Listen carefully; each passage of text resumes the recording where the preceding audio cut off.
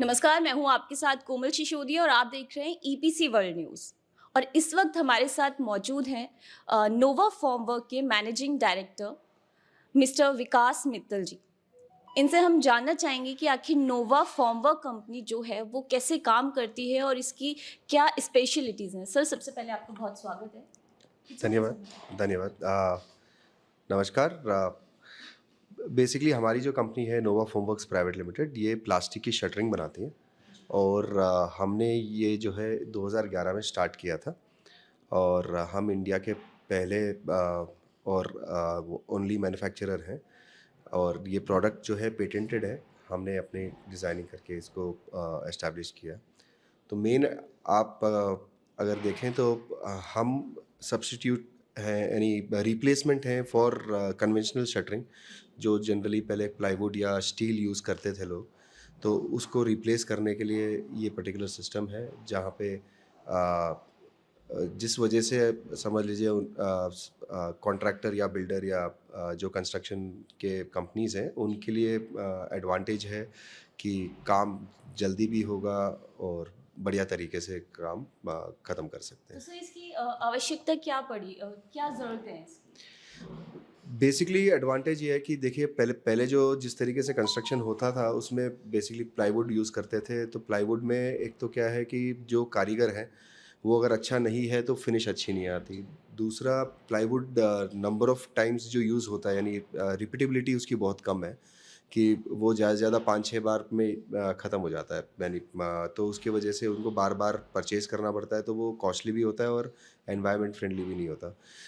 तीसरी, अगर हम उसको स्टील के हिसाब से देखें तो स्टील बहुत हैवी हो जाता है स्टील का फ़ोमवर्क यूज़ करने में, और फिर उसकी वजह से जो है सेफ्टी हैज़र्ड्स भी हैं, क्लीनिंग इश्यूज़ भी हैं और आउटपुट भी कम आता है। आज आप मान सकते हैं कि पहले की तरह जो लेबर है वो उस तरीके से भी नहीं काम कर रही। जैसे अगर हम 10 साल 15 साल पहले की बात करें तो हार्ड वर्क आप करा सकते थे लेबर से, लेकिन आज के टाइम में जो है आपको टूल्स और सिस्टम अच्छे देने पड़ेंगे तभी वो एफिशिएंसी ला पाएँगे, वरना कोई भी हार्ड वर्क करके राज़ी नहीं है आज के टाइम में।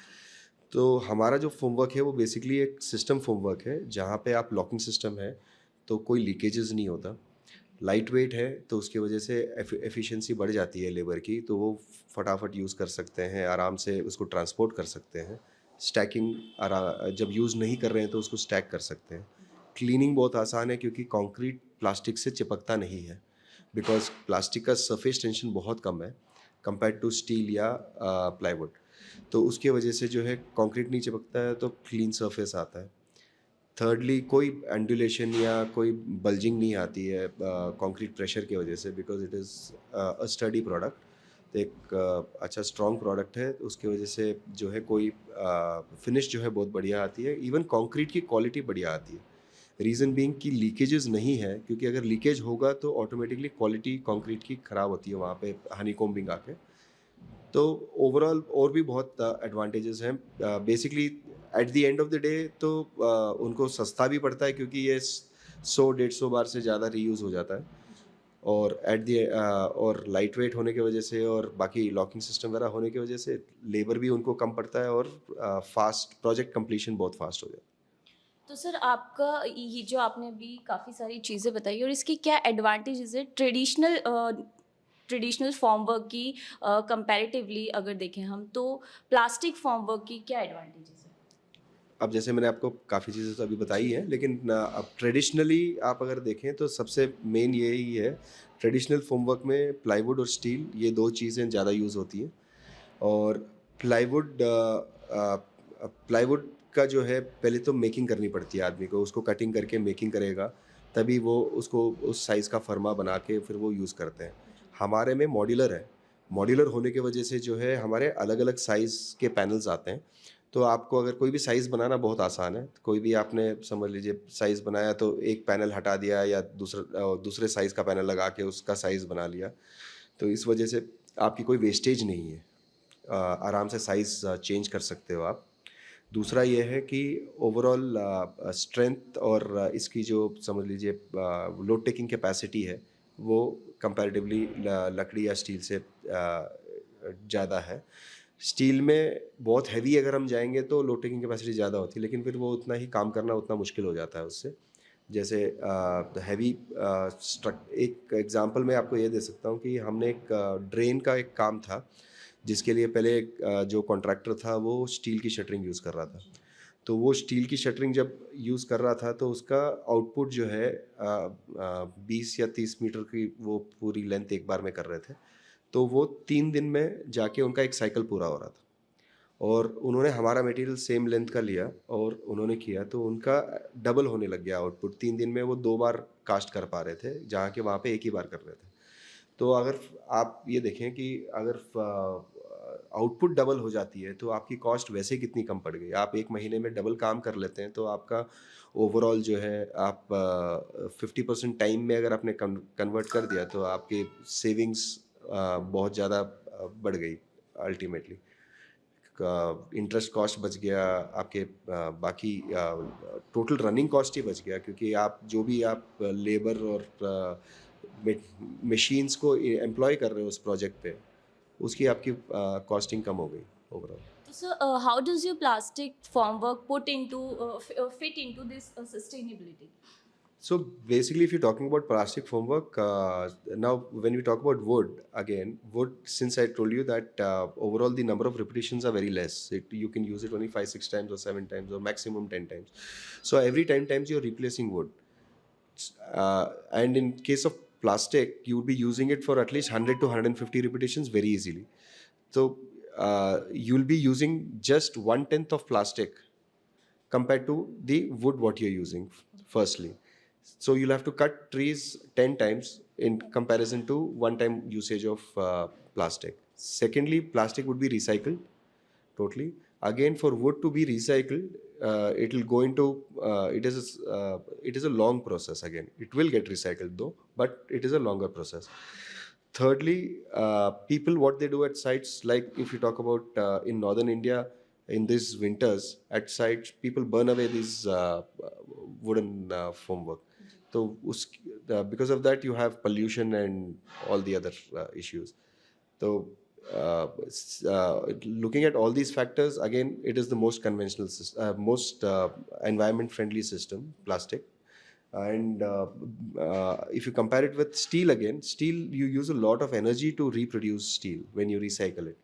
And in steel also, generally in the usage, the kind of energy you're spending on making the steel formwork is much higher. And the repetitions overall, you don't get much this thing, because they regularly need to tinker it and keep repairing that formwork again and again. So overall, in both the cases, plastic is a much more sustainable product, and it can be reused. Like I have customers who have reused it more than 250, 300 times. So then the calculation goes way beyond what I'm telling you right now.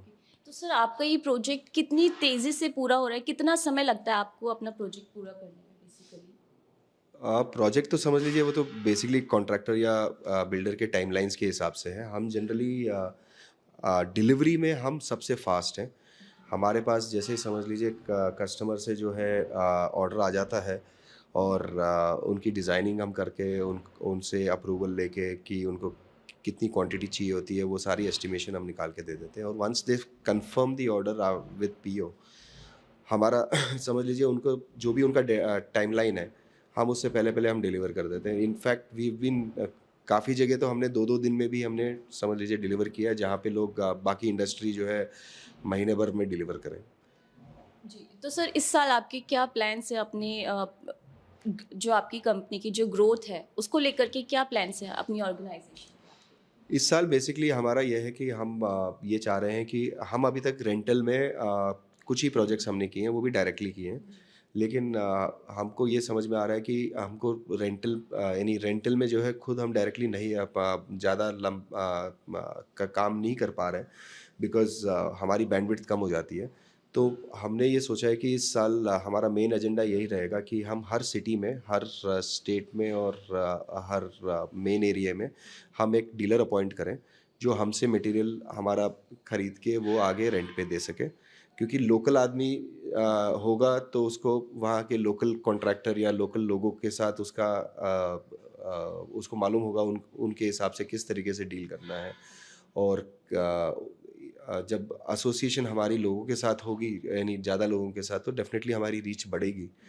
तो हमारा यही focus है कि इस बार maximum number of states या territories में हम rental dealers बनाएं, ताकि वो आगे रेंटल पे माल दे सकें, ताकि छोटे प्रोजेक्ट्स भी इसका बेनिफिट ले सकें। वरना अभी हम जनरली ज़्यादातर मीडियम टू लार्ज स्केल का कंस्ट्रक्शन कंपनीज और उनको ही डील कर रहे हैं, लाइक L&T, शाहपुर जी, JMC, कल्पतरू, यानी अब एक हो गए, बाकी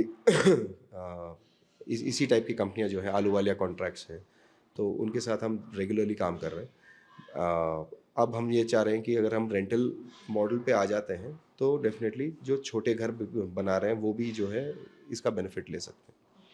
तो सर गवर्नमेंट की तरफ से भी आपको इसमें कुछ अगर कहा जाए कुछ योगदान वगैरह या गवर्नमेंट के कंट्रीब्यूशन गवर्नमेंट की तरफ से? अभी राइट नाउ तो कुछ हमको एडिशनल योगदान तो नहीं मिला है, लेकिन हम ये ज़रूर चाहेंगे कि गवर्नमेंट एटलीस्ट ये करे कि आगे की एनवायरनमेंट्स और सस्टेनेबिलिटी को लेते हुए वो एटलीस्ट अपने कुछ प्रोजेक्ट्स पे, जहाँ पे समझ लीजिए प्लाईवुड यूज़ हो रहा है और नॉन सस्टेनेबल आइटम्स अगर यूज़ हो रही हैं फोम वर्क में, उसको वो रोक लगाए, ताकि लोग जो है वो ना यूज़ करके जब ऑल्टरनेटिव्स अवेलेबल हैं, चाहे प्लास्टिक है, तो वो उसको यूज़ करें, ताकि एटलीस्ट एनवायरमेंटली सस्टेनेबल कंट्री बने हम ओवरऑल। जी। तो सर आपकी कंपनी में ये प्लास्टिक के अलावा और भी चीज़ें हैं जिन पे आप वर्क कर रहे हैं? हम मेनली समझ लीजिए हमारा 80% काम प्लास्टिक फोम वर्क ही है, बाकी हम एल्यूमिनियम फोम वर्क भी बनाते हैं। वो बेसिकली हमने स्टार्ट किया था फॉर द रीज़न कि हम मोनोलिथिक स्ट्रक्चर में जाना चाह रहे थे, तो उसमें जो है 100% प्लास्टिक में अभी तक हम पूरी तरीके से उसको नहीं कर पा रहे थे, क्योंकि स्टेयरकेस है या कुछ जगह हमारे फैब्रिकेशन थोड़ी मुश्किल हो रही थी, तो उसके लिए हमने एल्यूमिनियम का हेल्प ली है, और ओवरऑल एल्यूमिनियम और प्लास्टिक के कॉम्बिनेशन में हमने मोनोलिथिक स्ट्रक्चर बनाया है। तो अब हम इस साल में 100% मोनोलिथिक स्ट्रक्चर में भी जो है हमारा प्रोडक्ट आ जाएगा इन द मार्केट। अभी राइट नाउ तो हम जो प्रोडक्ट्स हैं वो डेक स्लैब हैं, नॉर्मल आपके वर्टिकल्स के लिए, स्लैब के लिए बाकी सिस्टम्स भी हैं जो हैं। तो इस साल का जो मेन टारगेट है मोनोलिथिक स्ट्रक्चर में भी जो है प्लास्टिक का नियरली 90-95% प्लास्टिक हो जाए, और बाकी 2-4-5% अगर कहीं कुछ ज़रूरत पड़ेगी तो हम एल्यूमिनियम का यूज़ करेंगे वहाँ पे। तो सर आप लास्ट में अपने दर्शकों को क्या कहना चाहेंगे ये नोवा फॉर्म वर्क्स के बारे में? मैं दर्शकों को बेसिकली ये कहना चाहूँगा कि अगर समझ लीजिए आप अगर कंस्ट्रक्शन में हैं, तो डेफिनेटली प्लाईवुड या स्टील अगर आप यूज़ कर रहे हैं, तो आपको ज़रूर प्लास्टिक एक बार यूज़ करके देखना चाहिए। वो आपको नॉट ओनली फाइनेंशियली आपको बेनिफिट देगा, आपकी इनफैक्ट गुडविल भी बढ़ाएगा। आप अगर कॉन्ट्रैक्टर हैं और आप हमारा प्रोडक्ट यूज़ करके अगर आप जो कंस्ट्रक्शन की क्वालिटी निकल के आएगी, वो ऑटोमेटिकली आपके कॉम्पिटिटर्स से आप एक नेक्स्ट लेवल पे चले जाएंगे, बिकॉज आपकी आपकी कंस्ट्रक्शन की क्वालिटी बेटर आएगी। दूसरी चीज़ हम ये ज़रूर चाहेंगे कि अगर आपके जो रिलेशंस में या आपके जानकारी में जो भी लोग कंस्ट्रक्शन से जुड़े हुए हों, अगर उनको कोई काम करना है तो वो हमको अप्रोच कर सकते हैं। हम जो है rental dealers all over India बनाना चाह रहे हैं, तो वो हमारे साथ टाई अप करके वो उस एरिया में रेंटल का काम कर सकते हैं हमारे साथ जुड़ के। बहुत बहुत धन्यवाद सर। तो ये थे नोवा फॉर्म वर्क के मैनेजिंग डायरेक्टर मिस्टर विकास मित्तल। ईपीसी देखने के लिए आप जुड़े रहिए हमारे चैनल के साथ। तब तक के लिए नमस्कार, धन्यवाद। ये बेसिकली हमारा असेंबली एरिया है, तो जहाँ पे जो प्लास्टिक के पैनल्स हैं उसके पीछे फ्रेम जो लगता है वो यहाँ पे हम लगा देते हैं। तो basically as per order size बनते हैं, तो उसके हिसाब से ही वो फ्रेम जो है लग के आ जाता है। जो पैनल्स थोड़े बड़े होते हैं उसमें हम बेसिकली जो है बोल्टिंग करके ही हम फिर आगे फ्रेम जो है उस साइज के लगा देते हैं।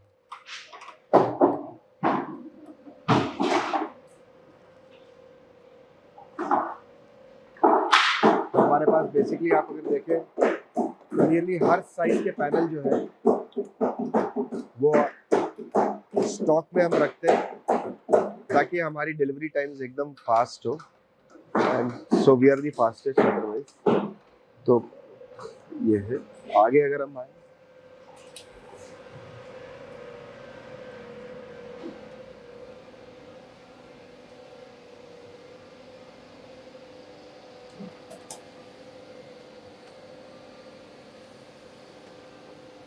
ये हमारी मेन जो प्रोडक्शन वाली मशीन है, जिस पे बड़े साइजेस के पैनल बनते हैं वो यहाँ बनते हैं, बाकी वो दूसरे यूनिट में बनते हैं अपने।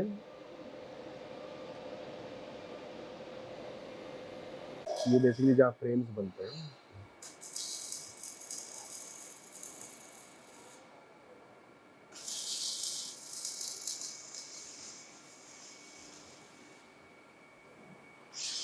मोल्ड्स का वर्कशॉप है, जो हम मेंटेनेंस ऑफ मोल्ड्स और नए मोल्ड्स बनाने का काम